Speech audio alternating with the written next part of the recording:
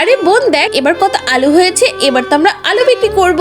আরে হ্যাঁ ভাইয়া তুমি তো ঠিকই বলেছো। আরে ওদের তো অনেক আলু হয়েছে, বাবা আমাকে কিছু ভিক্ষা দাও না। আরে বাবা আমরা তো এখনো আলুগুলো বিক্রি করিনি, কিভাবে সাহায্য করব? আরে ভাইয়া কোনো ব্যাপার না, বাবা কিছু আলু দিয়ে দাও না। আরে মানুষকে সাহায্য করলে অনেক পণ্য পাওয়া যায়, ভাইয়া দিয়ে দাও। আচ্ছা ঠিক আছে বোন তুই যখন বলছিস, বাবা এই নিন ধরুন আলু নিন। আরে বৎস তোমার হৃদয় তো অনেক পরিষ্কার, তোমার জন্য তো একটা উপহার আছে, এই নাও। আরে আরে এটা কি হচ্ছে, আলুগুলো তো সব স্বর্ণের আলু হয়ে গেল।